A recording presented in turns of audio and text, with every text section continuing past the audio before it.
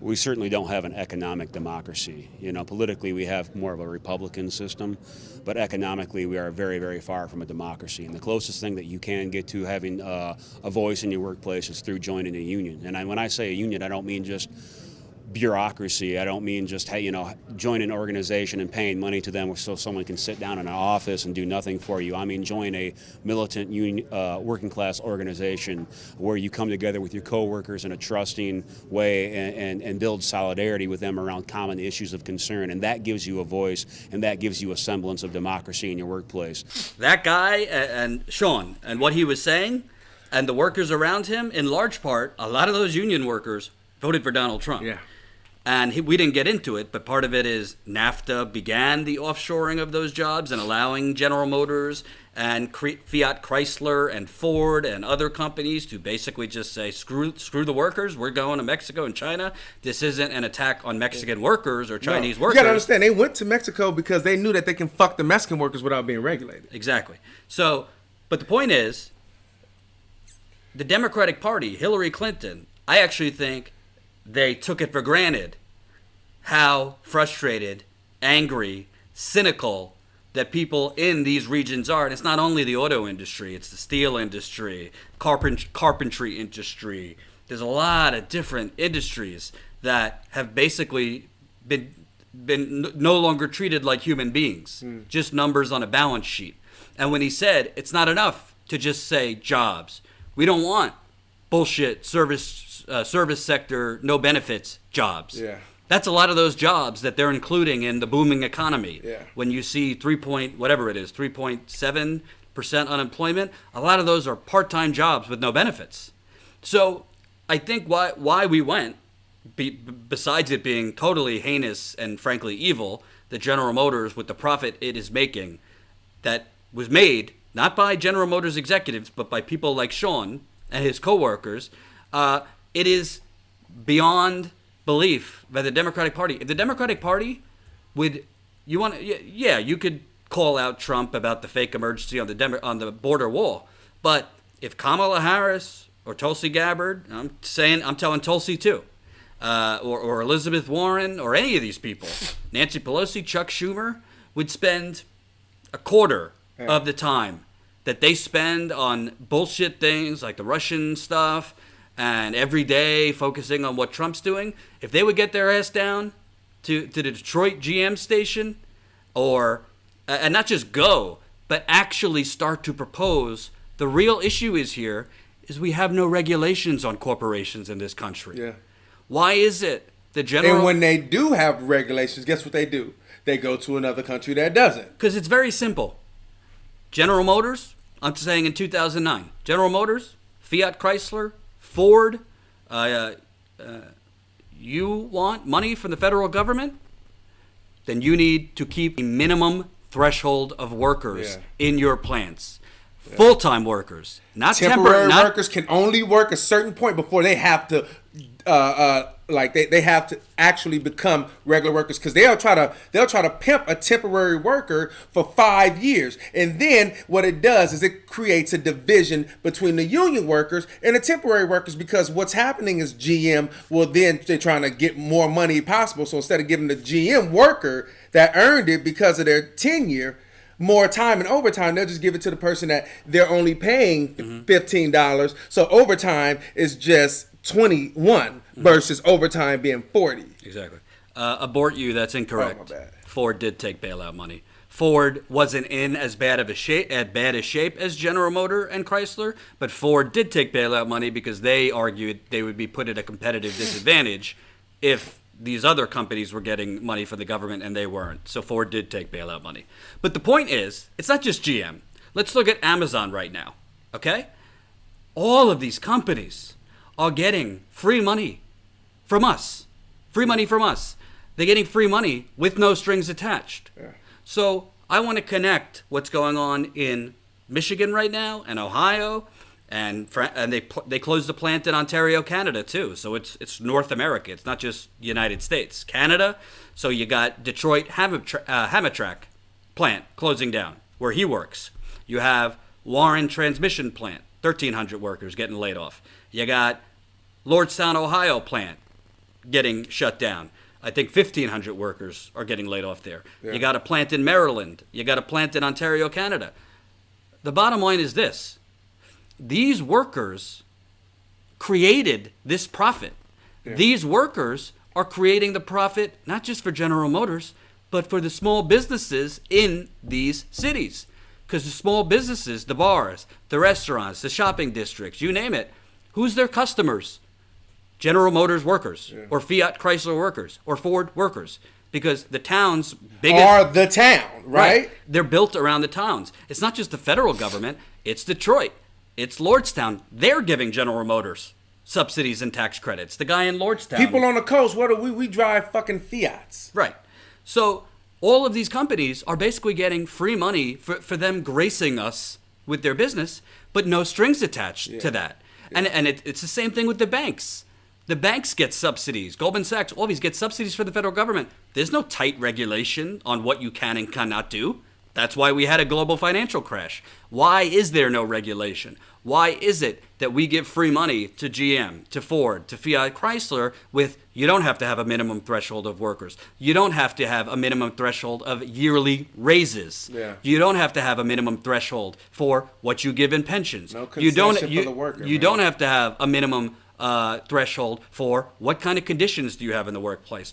How long is their lunch break? How many days paid sick leave do they have? What is the maternity leave situation? I could go on and on. None of it. And you know what? The unions are not blameless in this, because there has been union corruption, not just with the United Auto Workers, but many unions. But the problem comes from the top. And why is that? Because our government is bought off by the very same corporations that they're allowing to do this. General Motors in the 1980s, for this very plant where they're laying off 1,500 workers, including Sean, they bulldozed a community called Poletown. Poletown was a community where the today's Detroit, I can't pronounce it.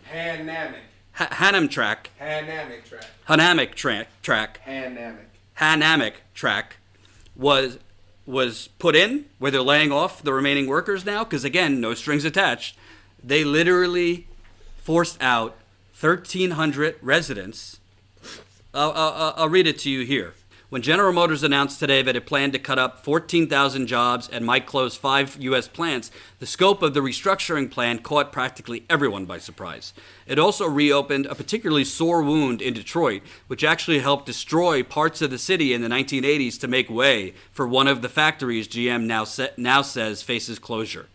The Detroit Hamtramck assembly plant, as it's officially known by GM, has a history fraught with controversy, including an extremely contested move by local officials to use the government's eminent domain power to seize 1,300 homes, stores, churches, and hospitals across 465 acres and then raze them for the automaker's project.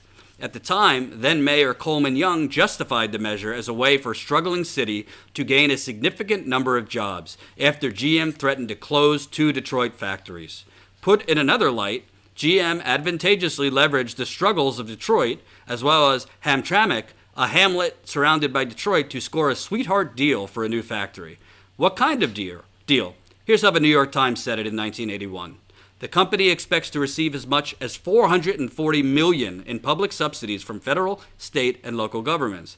This money will be in the form of land purchase and site preparation assistance and tax abatements. The Detroit Hamtramck project alone could mean spending as much as $320 million in public funds, including $200 million in site assistance and at least $120 million in tax abatements. And just FYI, sidebar, that's $430 million in 1981. Right. About $1.5 billion right now. Yeah. Not bad, and particularly not noteworthy given that GM's then chairman derided Chrysler only 2 years prior for leaning on the public dole, saying, quote, a basic challenge to the philosophy of America. I agree with him back then. But the project raised a fundamental question over how a government can utilize its power of eminent domain and stirred up a national controversy that attracted the likes of everyone from Ralph Nader to the Grey Panthers. Oh, like... Who's the Grey Panthers? They may have meant the Black Panthers. Yeah. Almost like declaring a national emergency to get a wall put up. Yeah. Or eminent domain to put toxic frack gas pipelines. Yeah. Oh, where's that? They use eminent domain Oh, for all all the these time. pipelines. So, naturally, with that many jobs on the table, many residents supported the project, but the decision by Detroit City Council to seize property for a private entity led to a major lawsuit followed by a neighborhood association and several residents from the affected area, known locally as Poletown, who argued the deal was illegal. The case ultimately made its way to the Michigan Supreme Court, which in 1981 backed the project in a 5-2 decision. The court held that it had served a public purpose for Detroit to seize private property and give it to another private owner for the project, and so the destruction began. By 1982, residents expressed resentment about the endeavor, according to the Detroit News. Bitter residents told a news reporter they were not reconciled for their move. And Michigan Supreme Court, they took it to the court, and the court said it was okay because it was for public. Yep. The greater. Wow. And Locklear said she had lost my faith in the church, the city, and General Motors. Walter, The church always, boy. I don't even get into it, but that's what they were talking about in Detroit, man. Yep. The church, but that happens. Walter Jakubowski said they destroyed our roots, our home, and everything. Louise Crosby's husband, George, became depressed after the couple moved to the Van Dyke 7 Mile area. He kept saying, I want to go home. I want to go home. One winter day, he left the house and was found 3 hours later wandering in the bitter cold. He ended up in a nursing home. Here's the key part. A study conducted later by a University of Michigan researcher found that nearly 4 out of every 10 residents who were paid to move out of Poletown for the project said their relocation payments didn't cover the cost of their new home, the news reported. Never does. Just like how in East Chicago, they were trying to Right. have them move to Chicago, and they wasn't even taking into consideration like everything. They didn't give them enough money to move. But impact of relocating such a massive swath of the city for a private development was obvious, something captured acutely by Judge James Leo Ryan, one of the 2 dissenting members of the state Supreme Court that opposed the eminent domain measure.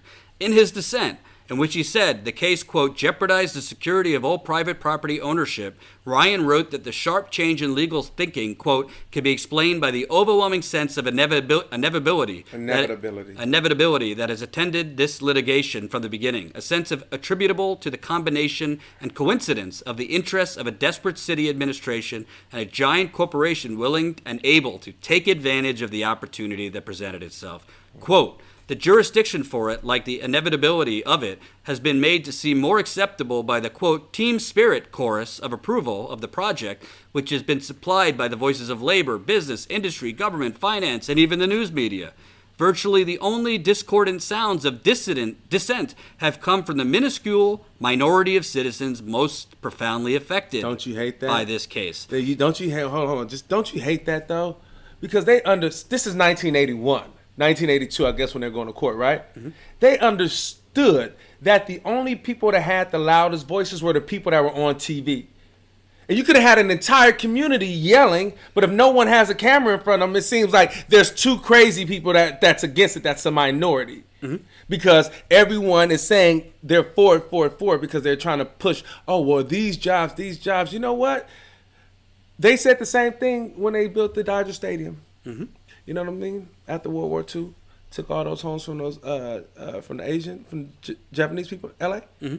And then they used that land and they built the Dodger Stadium. But here's the key, and this is what I kept telling my brother, but it's like one ear out the other. The pitch at the time called for something like 6,000 jobs for the area.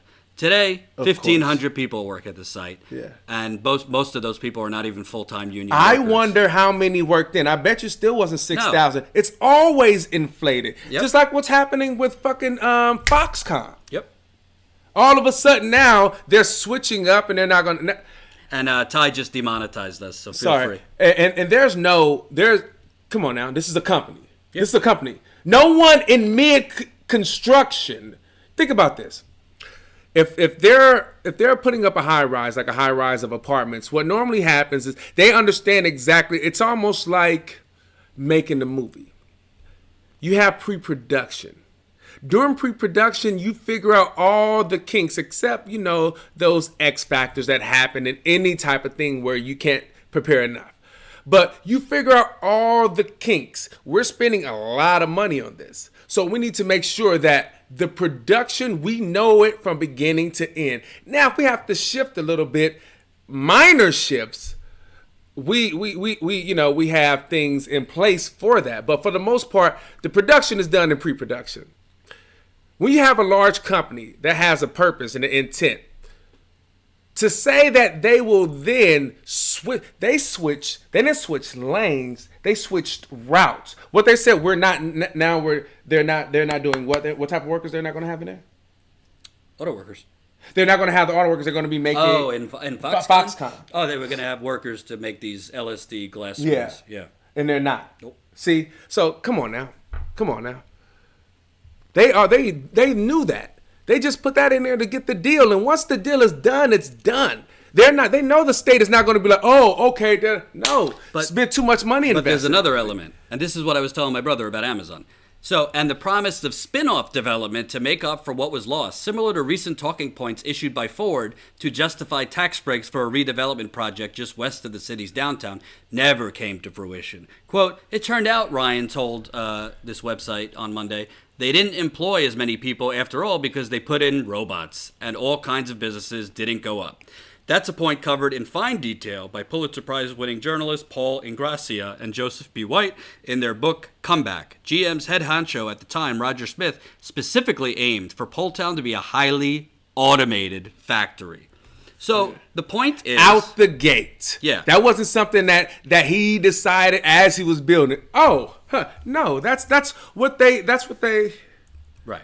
So the point of that, because you could say for Amazon, look at Poletown, look at Foxconn. If I looked hard enough on Google, I could find you 10 to 20 other examples where, it's going to create 15,000 jobs. Well, it created like 6,000 jobs. And not even full-time great benefits and all that. And the shopping complex and like Amazon, for example. Oh, Amazon's bringing 25,000 jobs, and it's going to be creating a whole downtown, a whole district here in Long Island City around the Amazon headquarters with shopping and food and restaurants and all that. Amazon's inherent existence is not made to support it. It's made to undermine any other business. Right. So to say that putting a plant in some town will then enhance the town by having shops around it, no. Amazon inherently is to sell things cheaper, put everybody out of business so everybody comes to them. It doesn't encourage people to shop around it. It encourages people to shop in it. Right. It doesn't encourage any other type of business, just like Walmart. Right. Walmart doesn't encourage any other type of business. They got a food store in Walmart. They got clothes store in Walmart. Any other type of business that will be around Walmart, unless it's a barber shop. Mm-hmm. But that's why I always say, I'm not just saying it for fun. We live in the United Corporations of America because the government works for the corporations. The government doesn't work for you. Exactly.